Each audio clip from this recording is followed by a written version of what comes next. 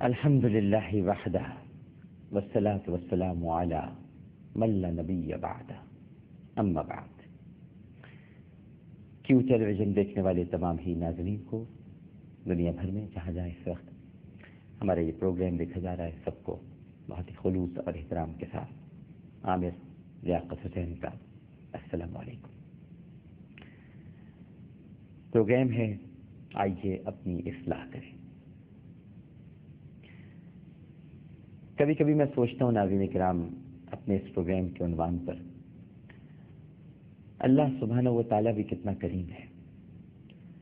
جب ہم یہ پروگرام کرنے جا رہے تھے تو ذہن میں کوئی نام نہیں آ رہا تھا، اچانک ہی سے نام آ گیا، آئیے اپنی اصلاح کریں۔ تو یہ ایک دعوت ہو گئی۔ جب ہم کہتے ہیں نا کہ آئیے اپنی اصلاح کریں،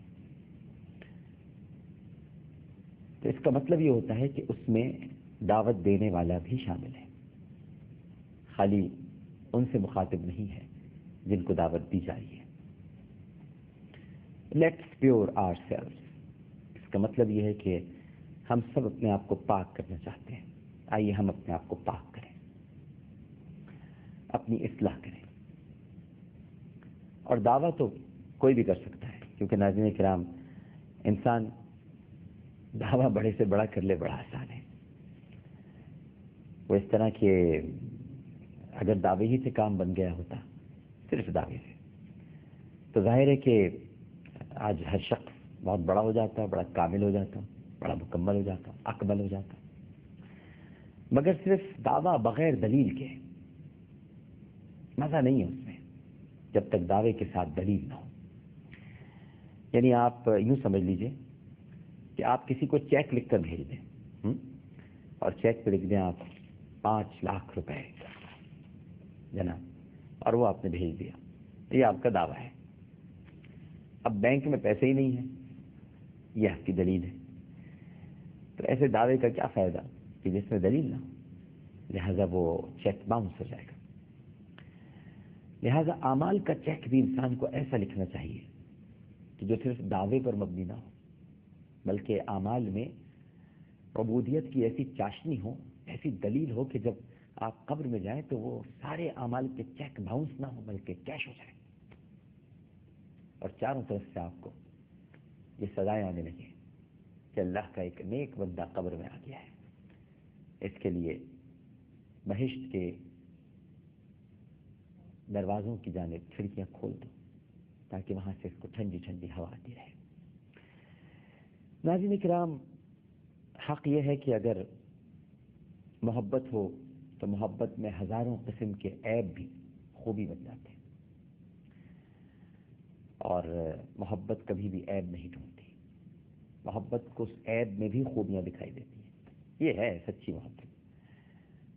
اور اگر عداوت ہو تو ہزاروں خوبیوں میں بھی انسان اعتراض کرتا ہے۔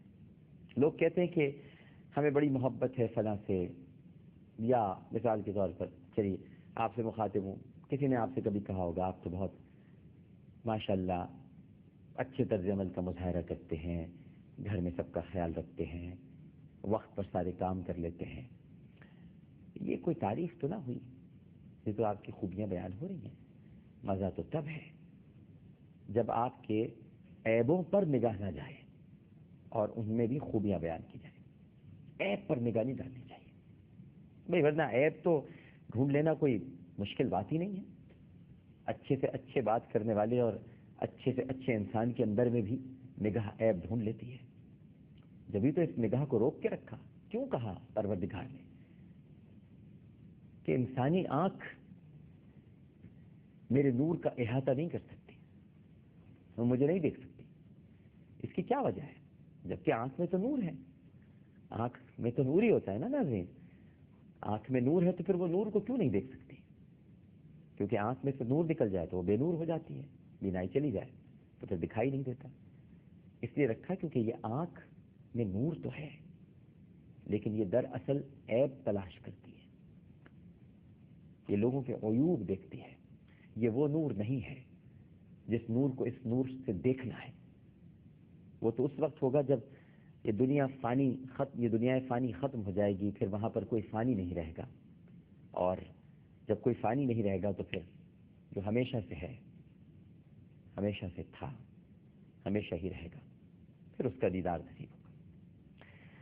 ناظرین کرام، میں تو کہتا ہوں سچی بات تو یہ ہے، برا نہیں مانیے گا، اور خدا لگتی کہہ رہا ہوں آپ سے کہ جتنی ماں کو اپنے بچے سے محبت ہوتی ہے، صدمے کی بات تو یہ ہے کہ ہمیں آج ایمان سے اتنی محبت نہیں ہے جتنی ماں کو اپنے بچے سے محبت ہوتی ہے۔ ہمیں نہیں ہے ایمان سے اتنی محبت، بلکہ جن کے طفیل ایمان نصیب ہوا، ہمیں تو ان سے بھی محبت نہیں رہی۔ ماڈرن زمانہ ہے آج کا، جدید دور ہے، کوئی نئی چیز آ جائے تو ہاتھوں ہاتھ بکتی ہے۔ نیا متجدد اسکالر بھی بڑا چلتا ہے، ہاتھوں ہاتھ چلتا ہے جناب۔ صاحب کیا بات کی ہے انہوں نے، اس سے پہلے تو ہم نے کبھی سنی نہیں تھی، اتنی آسانی، موصوف اتنی آسانی فرما رہے ہیں۔ بھائی نئی چیز ہے، ماڈرن دور ہے، تو نئی چیزیں چل جاتی ہیں، چل پڑتی ہیں۔ امریکہ پر ایمان لے آئیے، روس پر ایمان لے آئیے، اور بڑی طاقتوں پر ایمان لے آئیے، برطانیہ پر ایمان لے آئیے، چل جائیں گے معاملات سارے۔ یعنی ہر نئی چیز، یعنی ہر طلوع ہونے والے سورج کی جو پوجا کرتا ہے، میں تو بہت ادب کے ساتھ کہوں گا، وہ کبھی اپنے دین کو محفوظ نہیں رکھ سکتا، جو ہر نئے سورج کی پوجا کرتا ہے۔ ہمارے سامنے تو یہ ہے ناظرین کرام کہ ہزاروں انقلاب آ جائیں، خدا کی قسم، ہزاروں انقلاب آ جائیں، حکومتیں بدل جائیں،